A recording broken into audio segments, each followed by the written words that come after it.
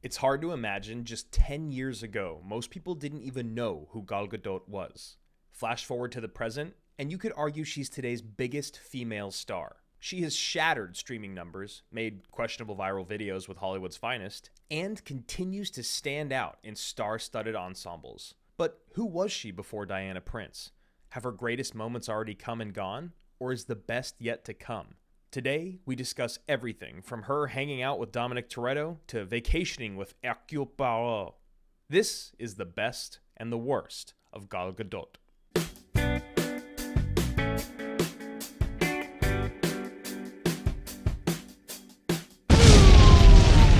Hey, what's up, everybody? Welcome back to another episode of The Best and the Worst. We took a week off because it took us so much brain power, so much energy to process all things that were Hercule Poirot. The death on the Nile. Hercule Poirot! I think that the entire focus of this episode was whose voice are we going to do more? Hercule Poirot or enough champagne to fill the Nile? I don't know which one. I worked pretty hard on my Hercule Poirot and it was a fail. So I can't get over the fact that someone said that Gal Gadot just kind of sounds like Tommy Wiseau. Xanax Dracula? Xanax Dracula. The two of those are incredible. So welcome back to The Best and the Worst, the show where we take anything in the movie world, the movie universe, and we break it down. What's the best and what's the worst? And today we're going to do the best and the worst of Gal Gadot. Do not forget to hit that T, or else you look like a jackass. I've done that before. yeah, I used to say Gadot, and a friend of mine is Israeli and told me that her first name is actually pronounced Gal. It's Gal Gadot. Gal Gadot. But everybody in America says that. A couple years ago, I went on Screen Junkies movie fights. Sure, I one of believe them. it Yeah, was, yeah. and we were arguing like who could come back in the Fast franchise as the woman and lead it. And I argued that, and this was back before they brought back Giselle. Yeah. I said that Gal Gadot should come back as like, and the funny thing is that she did come back. Wow. They did just bring her back to life, but I got skewered for mispronouncing her name. I did not make it past round It's one. like saying whores devours. I don't want to hang out with you anymore. You shouldn't have said that. We're live on air. This is the best and the worst. As you mentioned, this is the show where we break down the best and the worst in a franchise, of an actor, of a director, what have you. Today, we actually are doing the episode based on this brand new film, The Death on the Nile, the second movie in the remake of the Murder on the Orient Express franchise. I thought you were going to say there was like a name for it. Oh, there's like probably the Cornetto trilogy. Yeah. But it was like, I have no. I mean, Agatha Christie's novels. It's probably called The Mustache Murders, is my guess. I think that's probably a good name for him. I think it seems pretty fair. So we're doing the best and the worst of Gal Gadot. And this is the best and the worst. And I guess we're in our something like over a dozen episodes now. Yeah. So today on the show, we're going to talk about the best and the worst in her specific filmography. We're also going to talk about whether or not she's over, under, or properly rated. It's something that we used to do on Action Movie Anatomy. I want to talk about that today. I think it's a really interesting thing to do anytime that anyone reaches a level of stardom that Gal Gadot is at. We're also going to talk about other people on the cast, and we're going to bring back a segment that you guys loved. What were they thinking?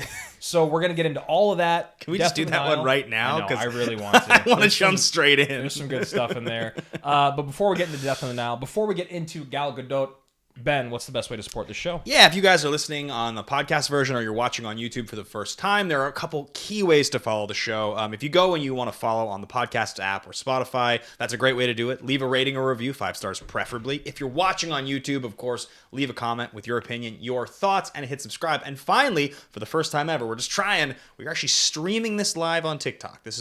We are streaming the recording of this on TikTok. So if you happen to be watching live right now, be sure to follow along. We will be doing an hour of this conversation every single week. Yeah.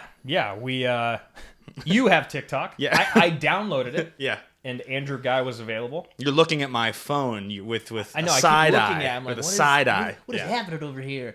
I don't sound like that. We don't talk like that. No, we So one of the first things that I want to do on the show, and one of the first things we like to do on the best and the worst, is talk a little bit about the movie that we just saw. We're not going to do a full breakdown. That's not what the show is about. It's not about reviewing Death on the Nile, but we will definitely talk about it. We will definitely spoil certain things in it.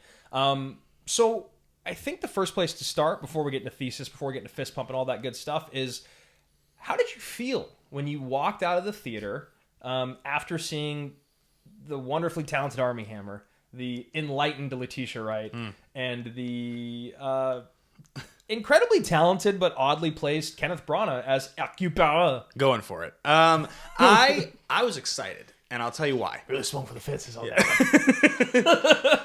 Thank you. I was excited because there are three classes of movies in my mind I have realized after years of talking about them with you. And there are the movies that I love and I want to talk about and celebrate. And they're often movies that other people want to love and celebrate and talk about. They're the best movie of the year. So everyone wanted to talk about Spider-Man No Way Home. Belfast. We talked about it. Yes. There's the middle category, which are movies like this that are we sure that was good? But there's plenty of meat on the bone. There's so much to talk about. It's a lot of fun to break it down. There's entertaining characters. There's good decisions, bad decisions. And then there's movies that are actually just bad and I don't want to talk about. Right. And that happens Unless sometimes. They're so bad that they're enjoyable. But that's a very special place. That's almost the middle category still, though, yeah, right? It really is. It is, right? And this is kind of the old conversation we used to have on Action Movie Anatomy, which is totally legitimate, totally ridiculous, or ridiculously legitimate. This movie, to me, is a classic, ridiculously legitimate movie. Yeah. Because when I walk out of it, all I'm thinking of is like, I want to talk about his mustache, his accent. I want to talk about Gal. I want to talk about the canceled people. I want to talk about like it's Gal. I want to talk about Gal, and like I was pretty excited because I had gone to watch Murder on the Orient Express before this to make sure that I had seen them both before we talked about it. And there's so many characters between the two movies. It feels like you're playing that old game. It's like a mix between Clue. That's not the old game. I know what Clue is. But the other one was. Do you remember Guess Who? Yes. It had like all the faces and the characters. Like, does your character have glasses? It was like a bunch of Clue characters on the back of pieces. Well, they were just like little caricatures. And I feel like after watching both of these movies, Murder on the Orient Express and Death on the Nile, the characters feel oddly. Man, they almost feel like improv character. Like, okay, can I get a suggestion from the audience? Yeah, like you wear glasses and you smoke cigarettes. You wear slick back hair and you're a detective in the 80s or something like that. And you'd be like, okay, cool. And that's just my character in the movie. I'm assuming that it comes from Agatha Christie's novels. I haven't read them. I haven't read up on them. So I guess you kind of have to give a little pass there. I will say that walking out of this, I think we both immediately were like, this is a better movie than Murder on the Orient Express. Yeah, I mean, it's really interesting to me that this was such an iconic set of movies in the 70s that they actually made. So for those that don't know, Murder on the Orient Express, the first one, 1974's film, is like a very well-respected. Ingrid Bergman won an Oscar for that movie. It had Albert Finney and Sean Connery and Ingrid Bergman. Massive cast. I mean, it's one of the bigger casts that I can remember from the 70s. They actually made the sequel to that movie, Death on the Nile. This movie we just watched. They recast the lead. So this was a thing that in the 70s like really mattered. And Death on the Nile was like, the original was like pretty poorly received in comparison to the original Murder, right? Yeah, I mean, it definitely was not a notable sequel. It doesn't quite fall into the 2010, the year we make contact level of sequel. Okay. But it's definitely not the like premiere level sequel. Whereas this one, I definitely agree with you, is the better movie. But it's weird to me that there's enough sort of fanfare surrounding these books and these movies that like I feel like the marketing behind both of these were like, it was like prestigious. And it like didn't feel that way at all. They felt like knockoff movies, like not exciting movies. Well, these are the type of movies that I feel like get that budget that other movies deserve in terms of marketing. Like, why on earth do I know so much about Death on the Nile and so little about X movie? And I wish that I could think of what X movie is this year, but it happened a few times already this year where it was like, oh, that movie's coming out? Yeah. Oh, it was like The Last Duel last year. Right. It was like, oh my God, this is happening with these people in it? Totally. Like, Jodie's on her way up. It's Damon. It's Driver. Like, it's Ridley Scott. Like, how have I not really heard about this? The idea that, exactly. I mean, it's a perfect example because that movie was actually fantastic. It really overall. was, And whereas Death on the Nile, it wasn't fantastic. It wasn't bad. It just like, I think there's something about these movies that's really kind of interesting. We're going to talk about it a little bit more as we move throughout the show. But I think our general kind of feelings when we walked out of the theater were like, it was better than the first one. But it's nothing. I'm not going to like tell people to watch this and I'm not dying to see it again. Yeah. Yeah, I would agree. I think it was better than the first. I can definitely land on that point. So I think to break this movie down, there's a couple key things that we wanted to go through. One of which, of course, is fist pump moment. Yeah. And this is the moment something happens in the film. You kind of look around. You're like, are you seeing this right now? This is so awesome. This is insane right now. You want to call your buddy. And this is hilarious because... For this one, it's like, I was going to say, this shouldn't be happening right now because that's not really what fist pump moments usually are. But in this movie, our collective fist pump moment was a... Are you seeing this? It's like, is this really happening right now? It was a trailer moment. If you've seen the trailer for this film, the murder is cresting. Everybody's wondering what's going on. For some people, it is there enough champagne to fill the Nile would be their moment because it's a big moment. It is a big moment. I wish you guys on audio could see me. But in this case, it is the moment where the murder is cresting and Hercule Poiroit is standing on the sort of nose of the, I don't know boat terms, the front of the boat. I think nose and front are both incorrect. But yes. The bow. Yes. No, that's probably wrong. No, but it's towards the front of the boat. The port. The front The quarter. starboard side. I don't know. I'm sorry. I don't know. To all you nautical fans out there, he's standing in front of the boat and he's looking in. And what I think is so interesting about this fist bump moment is it really does kind of encapsulate the entire feel of the movie, right? Yes. Because the set looks pretty cool. It's shot pretty cool. Yeah. The kind of choreography that goes into the moment is pretty well executed. Yeah. But it's all kind of ridiculous. It's like super over the top. Like I was thinking about. So what happens is Hercule Poiroit is standing at the nose of the boat and he fires off his gun. Well, he's giving his speech, yeah. right? He's giving his speech about how he's about to break stuff down. And he like poses first. Yes. He does like the front of, what was that Michael Jackson thing? This Is It? Or... You know what I'm talking about? Yeah, the yeah, album? Yeah. It looks like the front of that, the silhouette of that. He stands that way. It's a big power stance. It's a power stance. Hercule Poirot with his power stance. And he shoots his gun. He's like, the murderer is here! And he like shoots his gun. And as he shoots it, the chains release and like the doors close surrounding the people. And so the armed guards come and surround them. It's like, when did he plan this? Exactly. And what I'm thinking as it's happening is like, did he like kick something or hit a switch with his foot simultaneously to make these chains happen? No, it's when he got on the boat originally, he like leaned over to the captain. He's like, at some point, I'm gonna fire a gun, and when that happens, everyone needs to do exactly what we've been told. Okay, that brings to an interesting point because that is the fist pump moment in this film. I mean, there are a few of them otherwise that we'll get to later, but this is by far and away the best key moment. Yeah, and honestly, even without kind of like laughing at it, that is supposed to be the moment where you as the fan is supposed to be like, oh. Right. Oh, I'm about to figure it out. We describe fist pump moment is literally the, and that's kind of what it is in this movie. For those on audio, we fist pumped. So it happens, and what it brings to mind is that Kenneth Branagh is a very, very, very famous theater director. He's one of the more famous directors of film versions of famous Shakespeare. So he is like kind of like the god of Shakespeare, like the contemporary god of him, like all throughout college. All throughout high school, I studied him. I watched his like 4-hour Hamlet. Like I did all that. Yeah, Branagh, and it's interesting because he's obviously had a pretty successful career as an actor as well. He's directed a lot of well-liked movies, some not as well-liked movies, but he gets a lot of respect. So I think some of the stuff people like about this film, it's the technical aspect. They love the set design. They love what the movie looks like. I like the lighting. All of it. It's all technically pretty looks nice. Really beautiful. It looks like he has a good understanding of this. But so this shot and this moment and the way the movie's set up, it is a little bit overt. It's a little performative. It's a little absurd. It's not really supposed to be the gritty David Fincher version of a murder on a boat. The problem of it is this moment is so similar. You can draw like a direct parallel, a direct line between this and Knives Out, where in Knives Out, Benoit Blanc has the whole conversation about the donut inside of the donut, but it's not a donut, it's just a donut hole. Yeah. Like all of that. No, we already got our thesis. We already talked about it.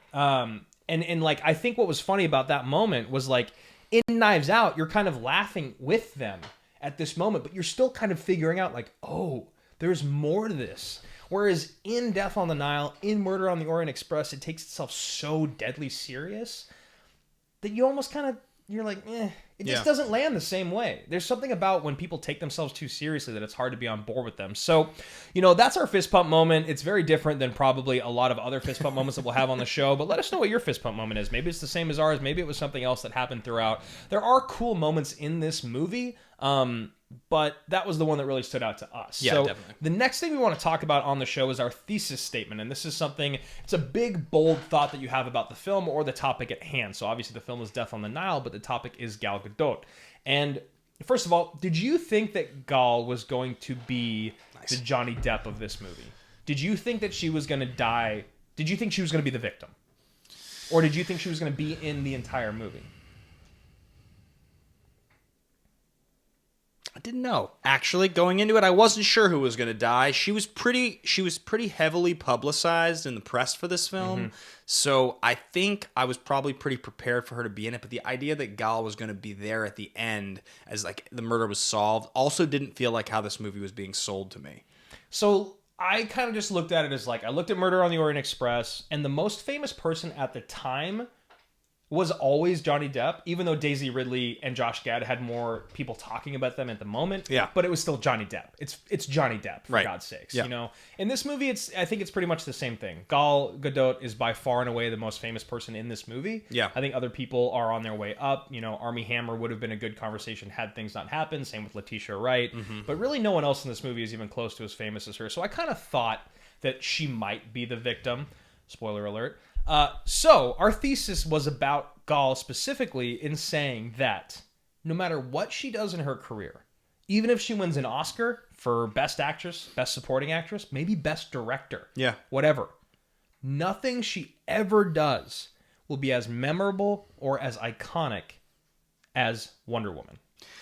And it's true. And you can find some reflective instances of other people's careers where they've had similar things happen, but there aren't that many roles that are more appropriately suited to someone than Gal as Wonder Woman. Yeah. It's really interesting. I've talked a lot since we started the discussion about this episode because we knew we were doing this. So I rewatched Wonder Woman. I rewatched 84. Obviously watched this movie. Been thinking a lot about this, and I've ended up like posting a lot about Gal's career. And the thing that really comes to mind is like Wonder Woman is such a unique movie in the sense that, first of all, she's the first like billion-dollar female superhero done right. It's a well-liked movie. It's a great performance. And because she's so well cast, people don't even really talk about the performance or the acting. It's just that Gal is Wonder Woman. It like feels correct when you're watching it in such a unique way that it like invalidates acting. It's like she is a model or a spokesperson who's been put into this role flawlessly. For sure. Like you can't take away from the fact that she does a great job acting in this movie, but it is true that, actors sometimes find their best performances in roles that align very similarly to kind of who they are as people. Yeah. Now, obviously Gal is not a superhero, but she is incredibly beautiful and striking. She is a badass, like powerful, confident woman. She has a mysterious side to her. All these things kind of cater very well to being Princess Diana, to being Wonder Woman. I think if you describe her, it's like, it's like mysterious, it's like sexy, it's exotic, it's strong, it's striking, it's kind of dangerous a little bit. These are all the things that you would describe Wonder Woman, the character, as well. Yeah. It's like the fact that she's Israeli and has the specific accent she has is perfect for being an Amazon, because it's in the same way that like a British accent works for all like Middle Earth. It's like, oh, you're in Rome. Yeah. Like in Gladiator, I guess everyone just has British accents, Somehow her accent feels like an exotic Amazon island, like... And I think when it came out, it was definitely during this phase of when we'll look back at this, it'll be kind of like the superhero movie revolution, right? And it'll be like, and like you said, the most prominent female superhero with the most success at the time was Gal. Yeah. And it was Wonder Woman. And this doesn't, and I want to be very clear, this isn't trying to take away from anything she does in the future. I just think that there's certain things that you look back on and moments like, and that'll just be it, and luckily enough for Gadot, she has kind of already continued her career doing a bunch of other stuff. Yeah. We are going to be looking for her in other movies, But this will be the thing that everyone looks back on and is so grateful that she was there in that moment. We're so glad she was cast. When something is iconic to people in this way, it's really hard to rival it. I mean, obviously, I don't want to just only talk about superheroes, but that is the last 20 years. That's where you really excel and become a worldwide brand. If you think about Robert Downey Jr.'s career, this is a guy who played Charlie Chaplin, was nominated for an Oscar for the film. Early on in his career, was talked about as one of the up-and-coming, respected, great actors. I mean, Chaplin, one of the iconic, legendary... You compare Tony Stark to Charlie Chaplin as a performance by him, and it's like 100 versus a 1. It's totally. Not in terms of quality, but in terms of no one even knows Chaplin exists if they're under 30. Whereas, like, he'll never, ever in his life get even close to getting what he got out of Tony Stark. If Robert Downey Jr. wins an Oscar, people will still think of him as Tony Stark. You know, career-defining role is another thing we've done on the show, and it would be a waste of time to even talk about it here with Gal. So, I like that thesis statement. I would love to be proven wrong. Yeah, I would for love sure. for her to do something else so iconic in her career that people are like, well, is it that or Wonder Woman? I would love to see her take the Harrison Ford route. Is it Han or is it Indy? She's in an interesting position. One thing we talk a lot about in these shows is that there are no more movie stars. It's like a thing. It's a common thing people say. Tom Cruise or something like that's one of the last ones. Gal is kind of in this really interesting position where she's played a superhero. She's well-liked. She's in big budget things that do well, but she hasn't found that next thing. Like, to be that, because she has a fairly private public life. She doesn't have like a big Instagram presence. You don't see her doing things, public functions on Twitter. Like, yeah, when she had some of her biggest roles and was starting to blow up before Wonder Woman, she took time off to become a mother. Yeah. You know, like she is a person. She was in the Israeli army. Oh, that's the other thing about her being Wonder Woman. Is like she could kick both of our asses. Exactly. You know? So I think the fact that she's in the position she's in, she's one of these rare actresses where if the right thing happened, I feel like she could take that place. She's one of the few people that exist right now who truly is a classic movie star. She has to prove and show to people that dramatically she can be a powerhouse actor. She has to. Otherwise, she will be remembered for Wonder Woman, specifically the first Wonder Woman movie, forever, and everything else will feel like set dressing in a weird way. And honestly, at that point, and the other things she's done, that's the path. That is the current trajectory that we are experiencing. But her career is still so new. We should all be so lucky. Yeah. I mean, there's still so much more that can be said in her career. So let's talk a little bit about some of the stars in this movie. Obviously, Gal Gadot is the biggest name of the film, even though she's in the movie the least, probably out of the other stars that we'll be talking about. She most recently did Red Notice, Zack Snyder's Justice League, and Wonder Woman 1984. Which is interesting because Zack Snyder's Justice League is a re-release of a film that already come out. It's just a much longer re-release, so it's much better than the original one. Yeah, and she gets a good amount of screen time in the movie. Red Notice and 84 are both movies that I would not call good. Red Notice is a better movie. Did you watch Red Notice? Yeah, you did, right? Yeah. It's just forgettable. Yeah, it's not special. It's better than 84. Yes. But it's not a movie that I care about. It kind of defines... What would have made this movie good?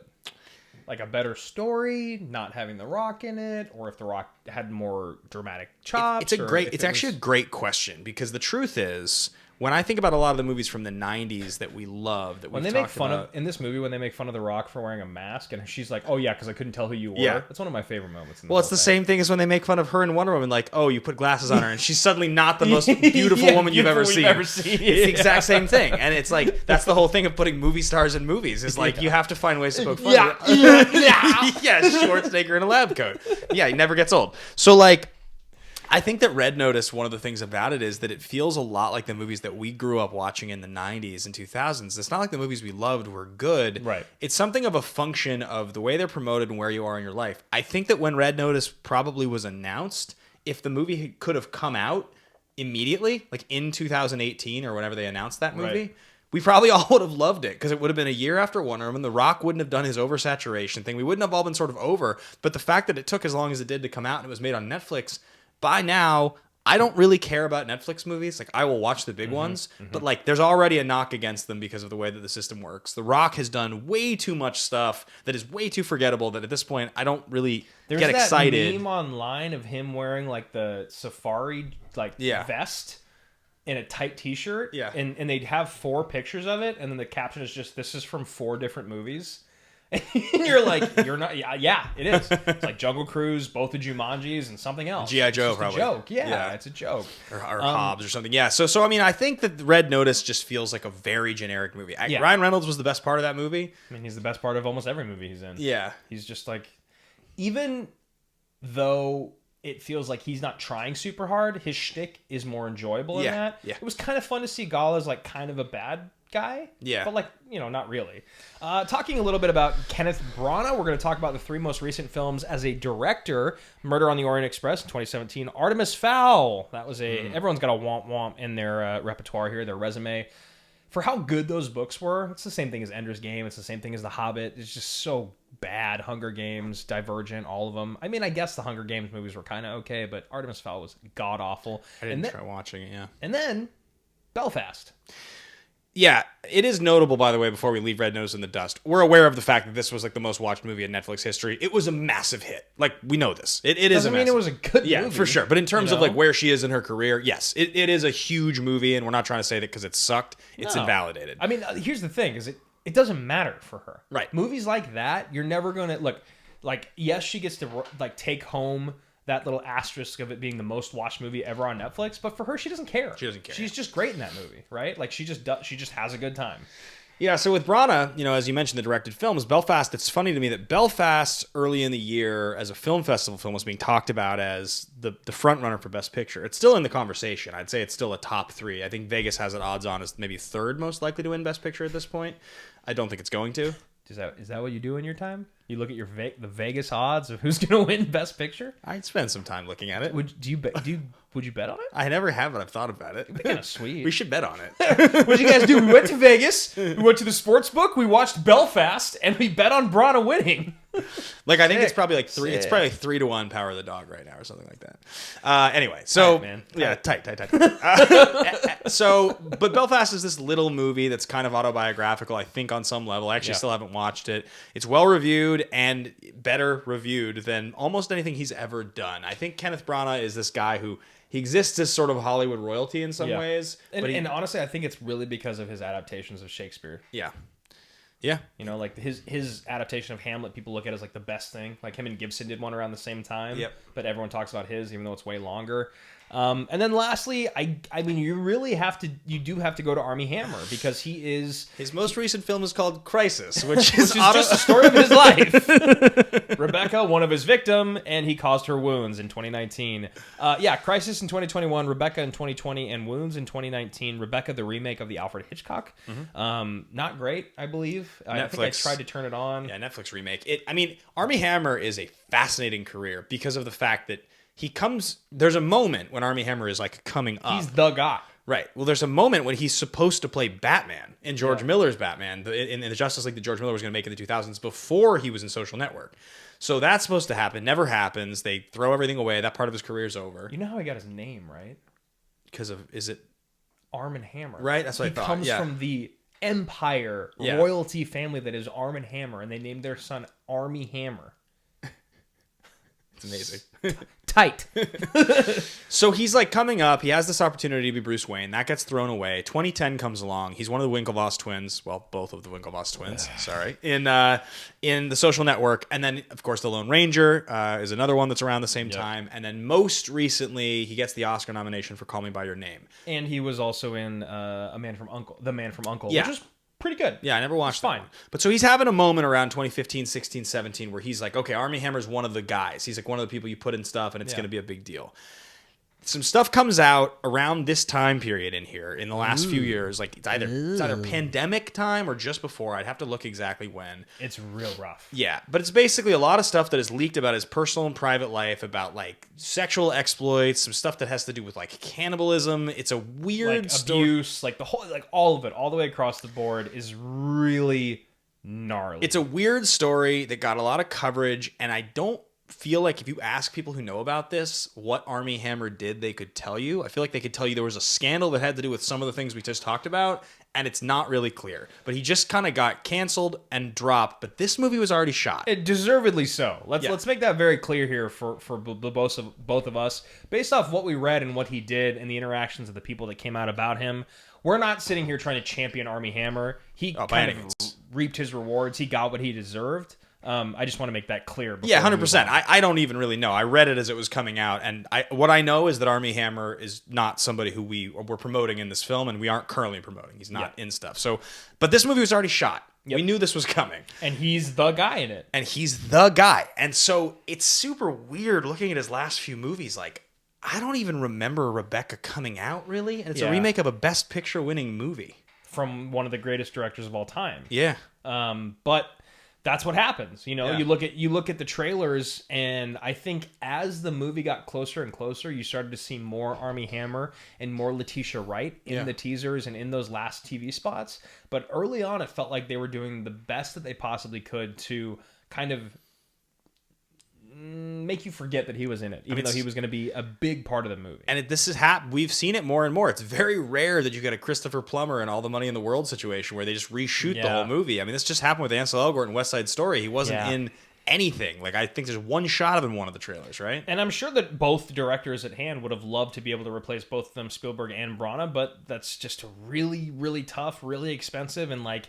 I didn't ever watch All the Money in the World, but I do know that Michelle Williams came back pro bono, essentially, she took the SAG day minimum, which is like a couple $1,000s. That one's actually remarkable. He's in a lot of the movie. And I heard it looks great. And Plummer got nominated for an Oscar. Yeah. Rest in peace, Chris Plummer. Yeah, what a freaking legend. Yeah. So, talking about Gal Gadot, since she is of these people, obviously we don't really want to talk more about Armie Hammer. Kenneth Branagh we're talking about as a director. So let's talk about Gal, and is she...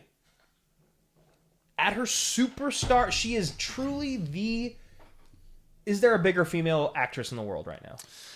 It's a good question. When I was thinking about the movie star thing that I was saying, the person that I was thinking of was Margot Robbie, and I was thinking it's probably Gal and Margot. And Scarlett? Yeah, Scarlett, I guess Scarlett's probably the other. And then there's like this other second class of like the Amy Adams, Michelle Williams, Toni Collette's of the world. Emma Stone. But I think she just might be, because Red Notice is the definition of a movie star movie. Of a movie star movie, yeah, for sure. Whether that's true or not, let us know what you guys think, in the comments, or write us a message on TikTok, I think is the way that it works. Is she overrated, underrated, or properly rated? Do you want me to go first? Or you want to go first? You go first. So I think because I am kind of just like me. Like, sometimes I just like to be that way. I do want to say she's overrated, but the more that we talk about her, the more that I think about watching her on screen, do I think that she is an incredible, incredible actress? No, not yet. But I think people can grow. I think they can mature. I didn't think that Hugh Jackman was an incredible actor when he first started, but I love Hugh now. Yeah. Even with Jake Gyllenhaal, he's a guy that has really grown on me over the last couple of decades. I think that Gal is properly rated. I think we need a star like her. I think that she brings a great part of, empowerment, representation, diversity, strength, beauty. Like, there's all these things that she kind of encapsulates that is kind of one in a billion. Yeah. Like, there's not many people like her. And, whether or not she's going to win Oscars for being the best actress or best supporting actress or whatever, I don't think it matters. I would, if she won one day, I wouldn't be upset. But as of right now, I'm not tired of her. I'm not upset with what she's doing. I'm not oversaturated.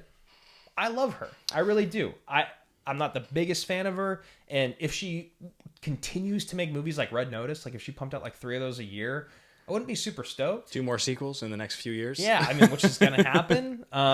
But I do think that she's definitely not underrated. Yeah. She is everywhere. I think she's just right where she needs to be. Okay. I think Gal Gadot's underrated. Really? Yeah.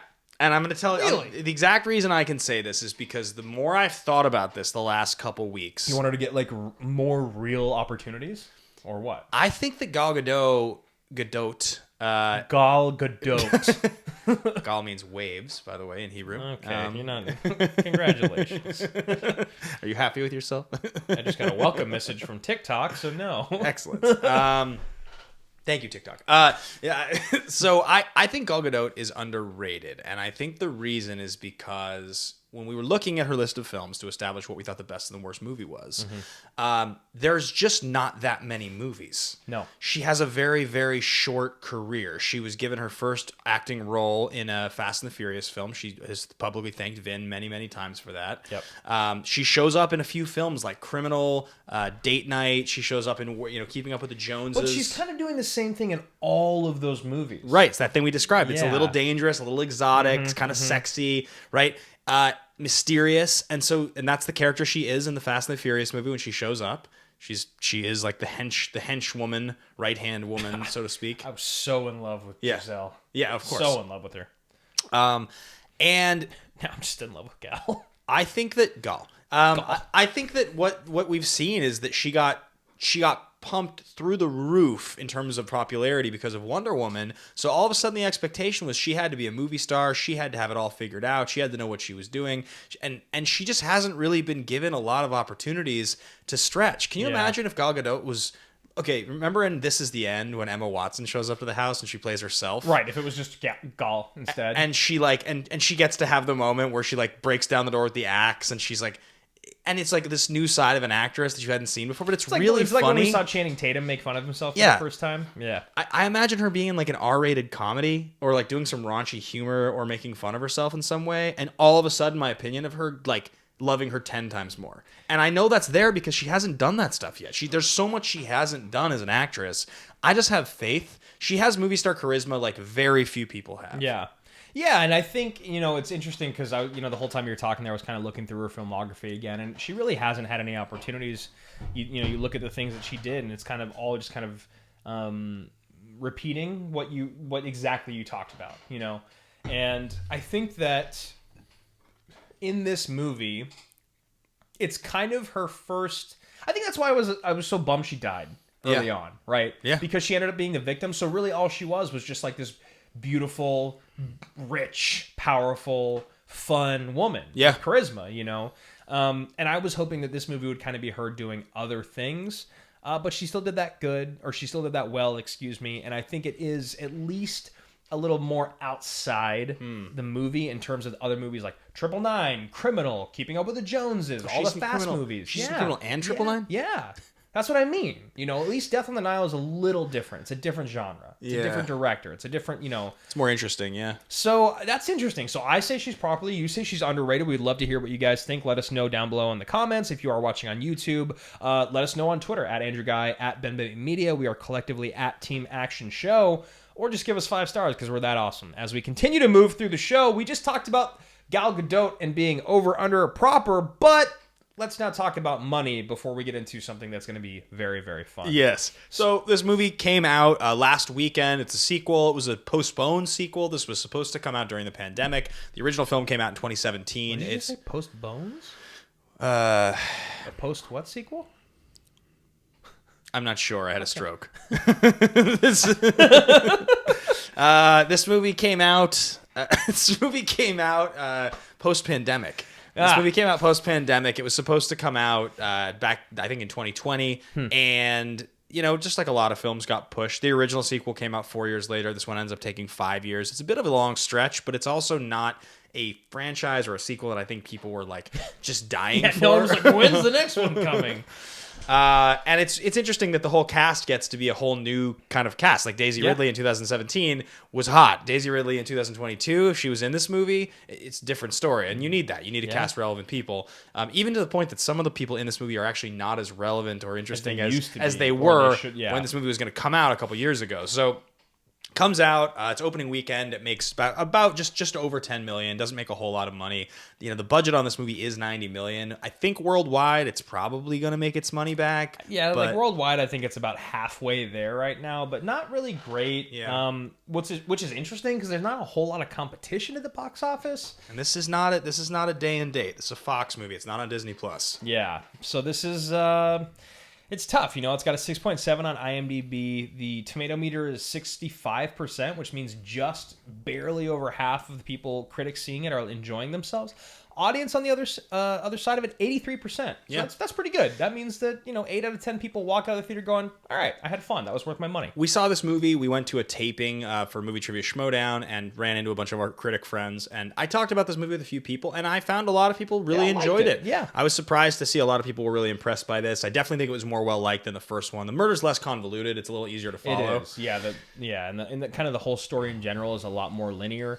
That being said, with the 65%, with the 83, with the 6.7, we still gotta go to what were they thinking, man? Come on!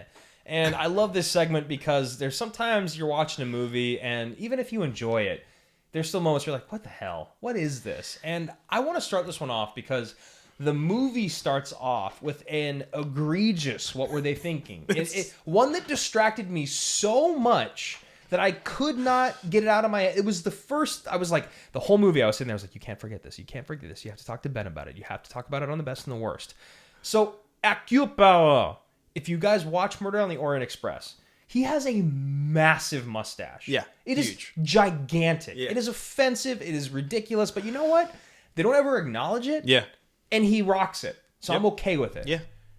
In Death on the Nile, the movie starts off giving you a backstory on Poirot and his first love and how he met her, and he met her in a military hospital where he was like horribly disfigured in the face. He had like a hole in his face from like being near an explosion or something going off. So he's got this like horribly gnarly scar, and he's talking to this woman that he loves, and she says, "Well, don't worry. You can just grow a mustache." And you're like, oh, that's why he's got such a crazy mustache. He's got such a large mustache. Flash forward to the present day, and the mustache is half the size of the mustache from the first movie. It's half the size of the mustache from the first movie. He has no scarring on his face, and it's one of those things that's like, I didn't ask for this. Yeah. Why are you giving it to me and then not making it make sense? Why on earth are you saying that he's got a horribly disfigured face and he should cover it with his mustache, and you make his mustache smaller? Was it a metaphor? Am I forgetting something that happened in the movie that it was necessary? I mean, maybe.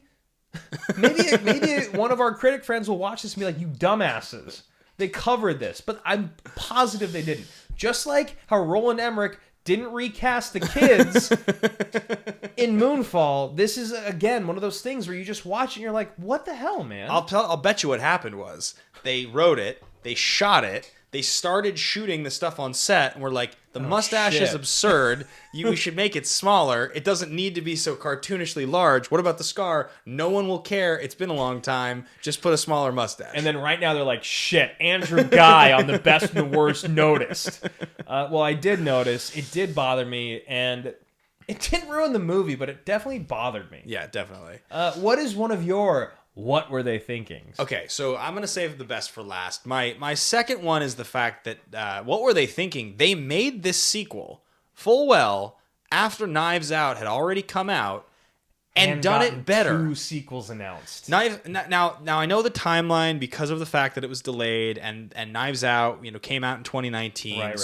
It's not like the time, but the fact that this movie came out, like, the what were they thinking is just making this sequel in the first place because of the fact that this literally just feels like the worst version of what Knives Out is going for. Yeah. Kind of a goofy lead detective. Now, I know Knives Out can't exist probably without the original Murder on the Orient Express because I'm sure that borrows so much. I'd be shocked if Rian Johnson didn't take massive inspiration from the original. Yeah, I mean, I'm sure he took something from the characters. Yeah. At least he's like, all right, so the characters need to be kind of all over the place, but he made them much more fully flourished and interesting or funny or whatever. I just can't believe that watching this movie, it was like, you guys got market corrected on this franchise so hard. Like, they came in, like, Knives Out came in and was just way better. Like, it just did everything you wanted to do here, but just way better. I like all the actors pretty much more. I like all the performances more. It's funnier. It understands what it is better. It made 3 times as much money as Murder on the Orient Express. That's 3 crazy. times. Murder on the Orient Express made just over $100 million, and Knives Out worldwide made just under $500 million. It made like $300+ million. Wow. So yeah, I couldn't agree more. It was just like, or at least learn from it. Yeah. It's tough because Poirot needs to take himself really seriously, But Benoit Blanc takes himself really seriously, but he's kind of an idiot. Yeah. Whereas Poirot takes himself incredibly seriously, but he's kind of an asshole. I love it. I love that Lakeith Stanfield calls him Benny Blanc. Yeah. Yeah, Lakeith is great in that. And then I think the last one here is the Letitia Wright anti-vax speech. Oh, wait, no, that's not in this movie. That's a different one. Excuse me. Dude, that okay. doesn't happen in this. This movie opens, and that's the thing, is we acknowledge the Armie Hammer cancellation. Letitia Wright was also canceled for being anti-vaxxer, which we're not going to speak on, but that's just another thing that's uncomfortable, because we all saw Shuri, and we're excited about Shuri, and we love her, and she's one of the most lovable characters, perhaps the most recent, most lovable Disney princess. And so that comes out, so they're delaying this movie and trying to figure out how to promote this movie without featuring either of them. The movie literally opens, and in the first 10 minutes, you meet both of them. And Armie Hammer's having a full-on, like, sexual interaction on the dance floor in the first 10 minutes of this movie. To me, this was the ultimate, what were they thinking? Now, cutting around it, I don't know what you're supposed to do. I guess you can cut some of the dance scenes, but, like, they leaned into it. They really did. Yeah. It was very sexual dancing. Very. The people in the town of Footloose would have been furious at this type of dancing. It's just like, literally, if it was any other guy doing the same thing in this moment, wouldn't have been weird. Yeah. But it's just like, because of all the things that came out about Armie Hammer, within the first 10 minutes of the movie, you're like, ooh, this is a little odd. Ooh, and then hard R. And then 15 minutes later, 20 minutes later, there's another scene where, like, Gal and him are, like, up on a pyramid in Egypt, and she's, like, talking about, like, is it like riding like a horse or like something? A pony or something? It's a sexually charged moment between a fiance and a fiancé. Whatever. He like flips her around and he's then like humping her against the thing. Yeah, they did. Again. They did not pull back.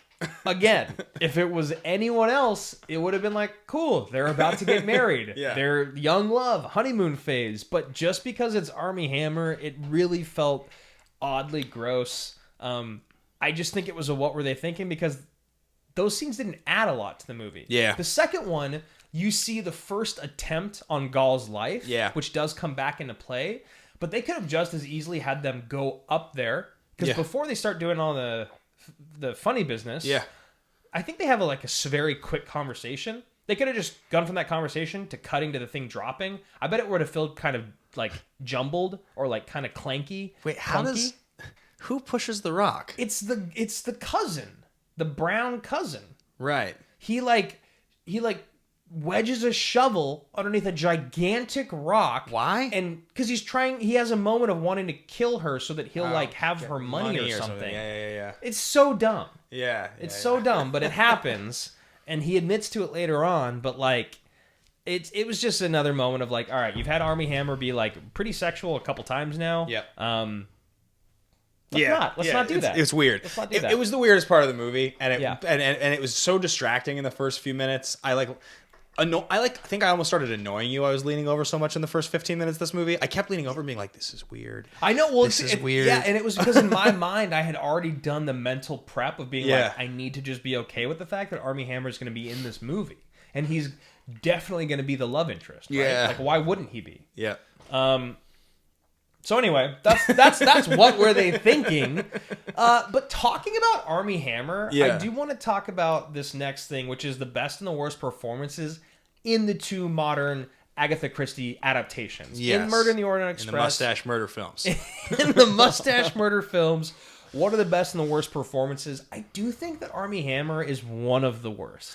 So it's interesting because, again, spoilers for those of you that are watching. We've already spoiled the film. Armie Hammer has to TikTok. Armie Hammer has to pretend that he is sad that Gal is dead at one point, because he, in the end, is the one that killed her. So he has to fake cry. But we don't know this at the time. Yeah. You remember in Don't Look Up when Jonah Hill looks over at Jennifer Lawrence and he's like, I'm sorry, you just look so bad when you cry. It's just like one of the funniest. It's just like one of the funniest moments in the movie.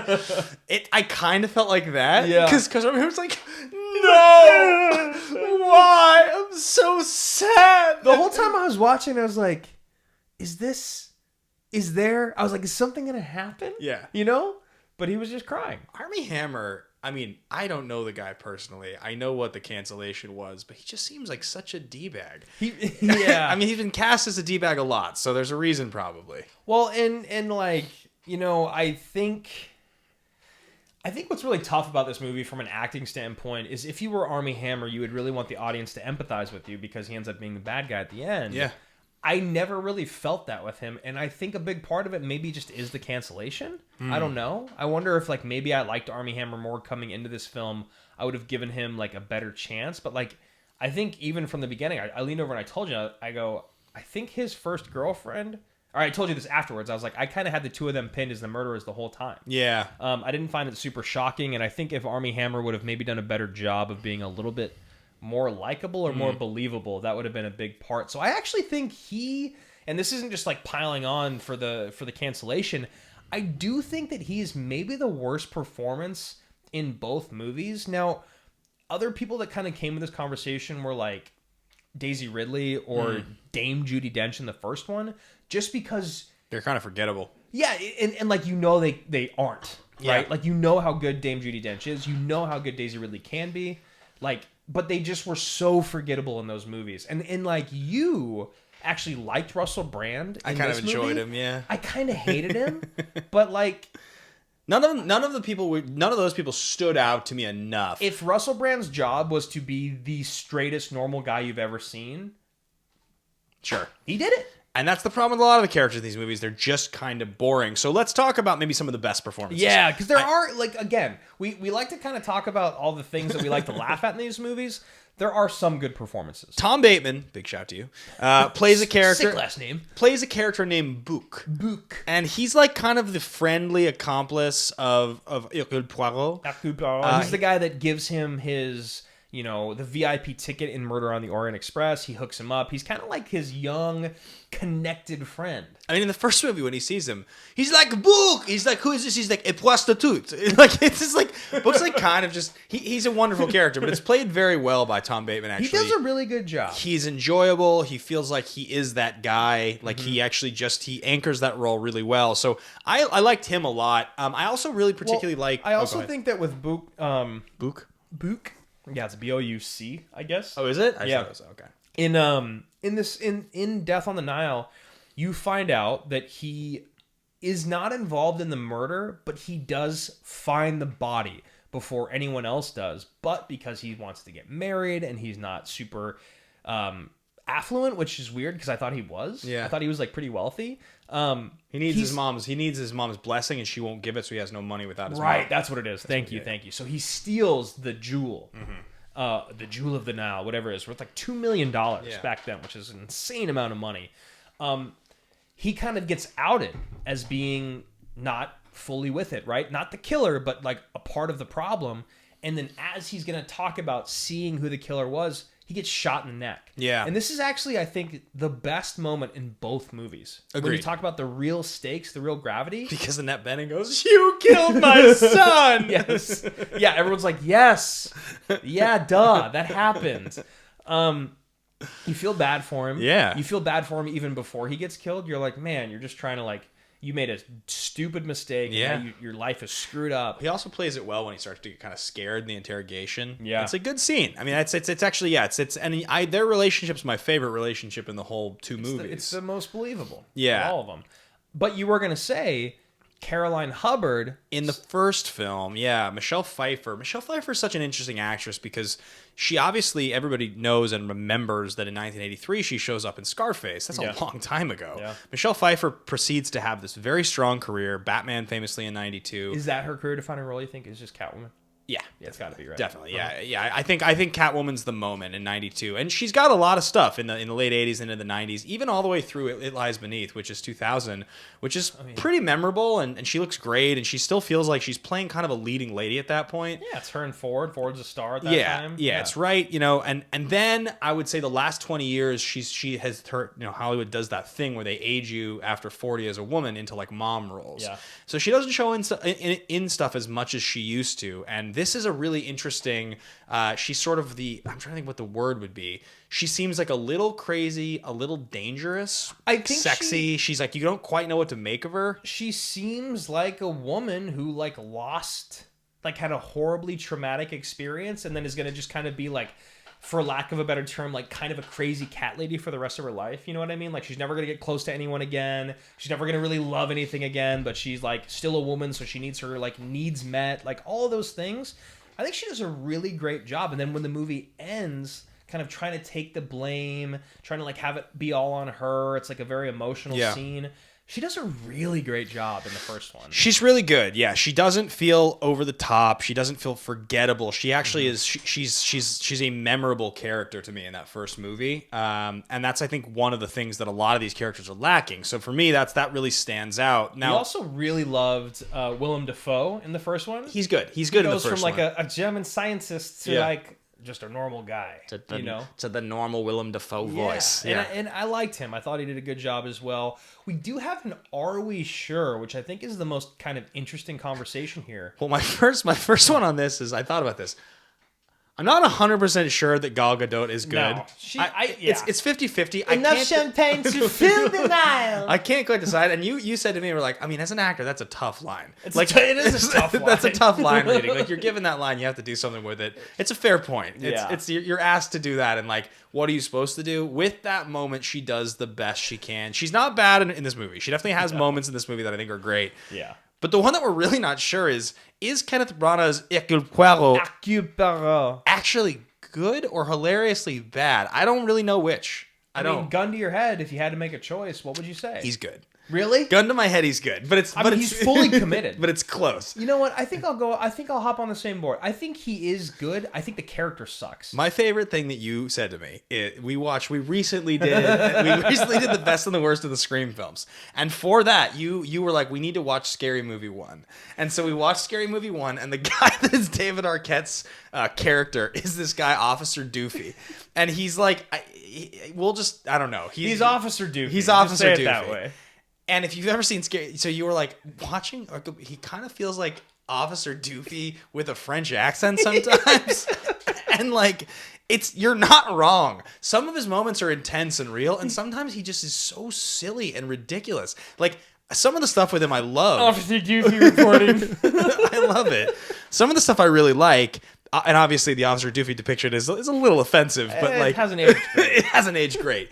But I definitely think that Hercule Poirot, it's like I can't quite decide when he has the moment in the first movie with the cane and the guy gets knocked unconscious. He has cool moments, but then he also has these moments that are just like him and the eggs. Yeah, it's not funny. It's not cool, man. You're just kind of a dick. They're eggs. Yeah, I don't know what to make of him. Yeah, I don't know. Let us know what you guys think. This is actually a perfect time to do a little plug here. We're about to get into the best and the worst of Gal Gadot to end the show. What do you think her 3 best films are? What do you think her 3 worst films are? Or just her best and her worst? And then also, how do you guys feel about Kenneth Branagh as Hercule Poirot in the Mustache Murder franchise? We gotta know.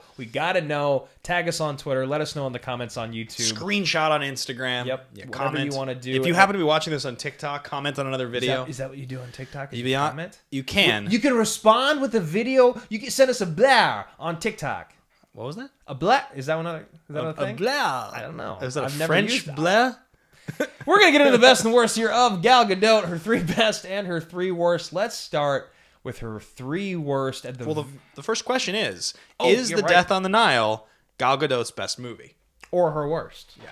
For me, the answer is clearly no. It's definitely not her best movie, because I think I know what her best movie is.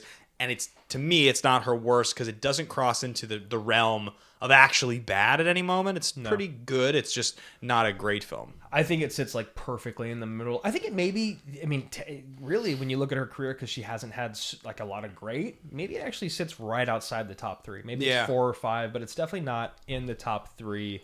I think what could have made this movie better is if the characters felt a little bit more real. Yeah. Or more entertaining, right? Because the Knives Out characters, like Toni Collette's character in Knives Out, she's not real. No. But she's incredibly hilariously entertaining. Yeah, she's right? she's like she feels like an exaggerated version of someone who exists in the real world. But then like someone like Jamie Lee Curtis, like that character did feel pretty real, even though it was ridiculous. You know? So I think it's important that is kind of in there. All right, so let's start with the bottom 3. The worst of the worst, or do you want to start with the 3rd worst and move down? Third worst moved down. Okay, so her third worst film is going to be Fast and Furious. I know this is offensive to some people because people worship this franchise, but the theory behind this is... And this is number 4 for those of you that don't know the names. Yes. The theory behind this is that you want to focus on Criminal or 999 or any of these movies. She's barely in those movies. She's not a functional part of a movie that was popular or mattered. She's a very small role. Fast and Furious is the first thing she's in where she's an important part of the movie. Important enough to be brought back in a sequel. Yep. Important enough to become an endearing part of the franchise. An enduring part of the franchise. Yep. And I'll say honestly that when I think about her role in the Fast franchise, I think that it starts... I remember seeing Fast 5 in a theater and being like, oh, she's a new character. But I had seen Fast and Furious. And you'd seen her before. 2 years earlier, I'd seen it. You didn't really pay attention to her. I just didn't remember her in that movie. Everyone talks about Fast 5 being the moment that saved the Fast and the Furious franchise. I couldn't agree more. I think that the fact that she's in Fast and Furious, that it is the one right before Fast 5, that it is a launching part for her career, it has to be discussed. It's just not a good movie. And I also think expectation versus execution in that sense, like Fast and Furious, while they hadn't been great at that point, I think there was still an expectation for them to be good enough. And this was like kind of its last dying breath. And then Fast 5 happened and we kind of gave it another chance. So Fast and Furious or Fast and Furious number 4, however you guys will be able to remember it, that's going to be her third worst. The next worst is going to be Joss Whedon's Justice League. And this movie, I mean, this is a controversial film. There was a lot of on-set stuff that just has come out since this movie came out. That's just a nightmare to talk about. Mean, Joss Whedon has basically just been canceled. Since, pretty hard, you know. Yeah, and multiple times over, too. Yeah, for different reasons from different people. However, this movie is just generally like a big vanilla piece of crap. There's just not a lot about this movie to sink your teeth into. There's a couple moments that are kind of good, but everything about this movie that was good got redone a couple years later. And the things that were like reprehensible about it were easily taken out, and it didn't make the story any less understandable or enjoyable. It was just like, why are people bouncing off of Gal's boobs or whatever, right? Yeah. Isn't that a thing? The Flash bounces off her breasts or something like that, or lands remember. on her. It's something like that. I literally have not seen the Joss Whedon version since theaters, and it is now 2022. But there's just like injected dumb Joss Whedon stuff in that movie that doesn't need to be there. And then again, you talk expectation versus execution. I think we actually kind of grow as these numbers get worse as we get through this list, because people were expecting a lot out of Justice League, just like they were expecting so much out of her worst film, Wonder Woman 84. The only reason this can be at the bottom of the list is because of how good Wonder Woman was, and for how excited we were for the casting of Kristen Wiig, Pascal, and they were bringing back Pine. The trailer looked. The trailer was so awesome. Yeah. But this movie was god-awful. You watched it last week. This movie is horrendous. It's horrendous. And for any of you that are on here, you've heard me just rant about this movie. I've talked a lot about this, and I could not believe how bad this movie was. Yeah. I don't think I finished it the first time. I think the first time I got a little more than an hour into it, and I kept meaning to go back and finish, and I never did. Yeah. So I missed all the stuff of how the story wraps up until I just rewatched it a couple weeks ago. And like, the tone is completely different, first of all. It feels like they were in a boardroom, and they were like, all right, we're ready to start shooting next week. And someone was like, well, wait a minute.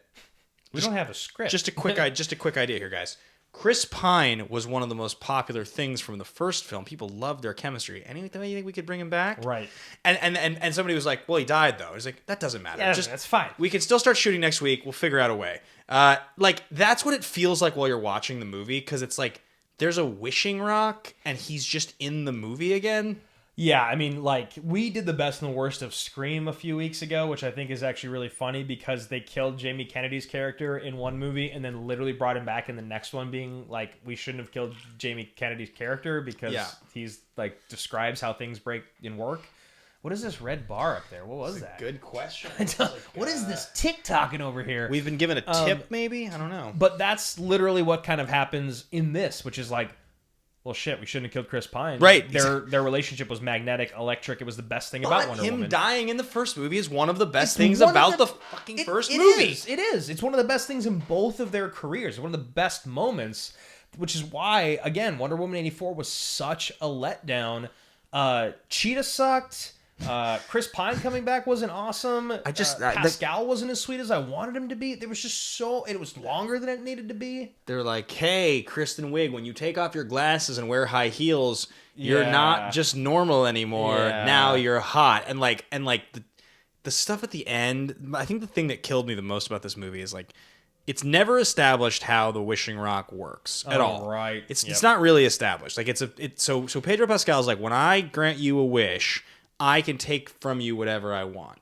Also, turns out you can renounce your wish at any point. Right. If you don't like the way things are going, you can just say, I renounce my wish, and then immediately things will change back the way they were. And then everyone who's like gotten a dead family member back or anything important to them that they wouldn't want to give up.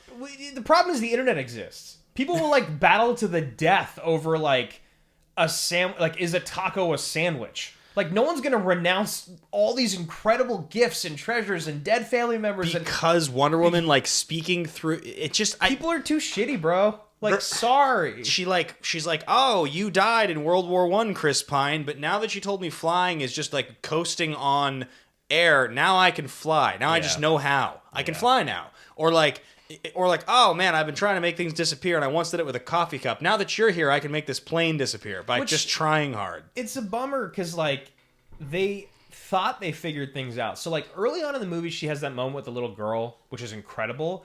But right before that, she has the moment of, like, blocking all the bullets that are like, shot from the machine gun. And it's just kind of like this thing of, like, I don't think you guys quite locked down what works and what does not work. Because on one side of it, that conversation, that moment that she has is probably the best moment in the whole movie. And it happens like so early on when she talks to the little girl right after she saves her. But it comes right after she like blocks all the... Oh, in the mall you're talking about. Yeah. Yeah, whatever. So it's... Anyway. So those are the bottom three. Wonder Woman 84 is the worst. Then Justice League from Joss Whedon. And then Fast and Furious, or the fourth movie in the Fast franchise. Now let's get into the fun stuff. Let's get into the best of Gal Gadot, starting with her third best movie.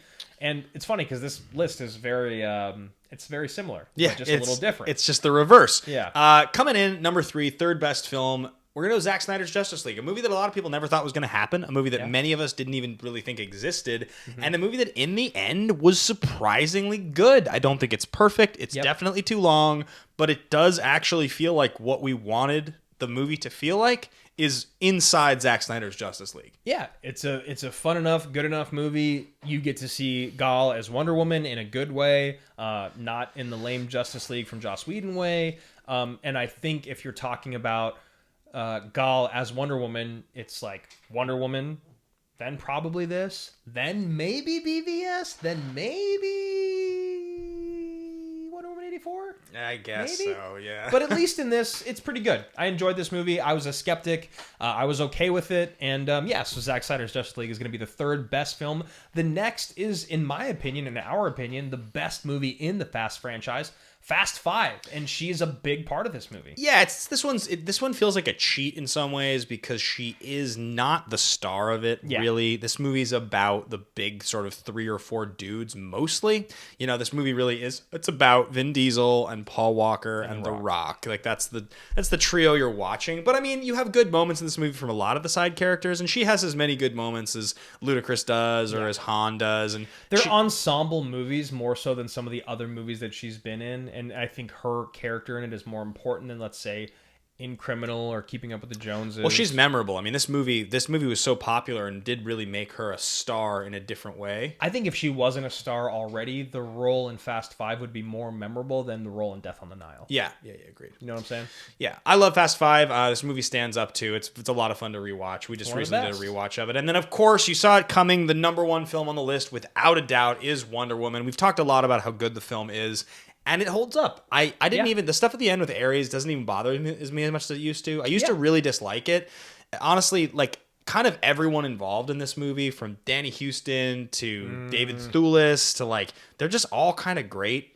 Yeah, I mean, I really think that, you know, on the best and the worst, you and I have been known to have some hot takes. This is it's too obvious. It's too like straight down Yeah. the middle to ignore. She is so incredible as Diana, as Wonder Woman.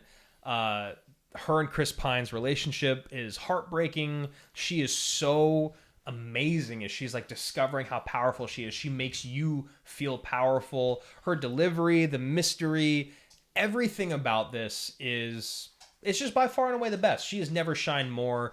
And I think I mean, No Man's Land, there's not many moments in many movies that make everyone feel the same way, which is like, I mean, that one was amazing. And I found on rewatch, the thing that really, the repeat viewing experience that I had was that watching the stuff on Themyscira at the beginning on the island, so cool. it's just powerful. And when you watch the women charge out to fight the guys with guns, and like Robin Wright with the 3 arrows, there's just so much cool stuff.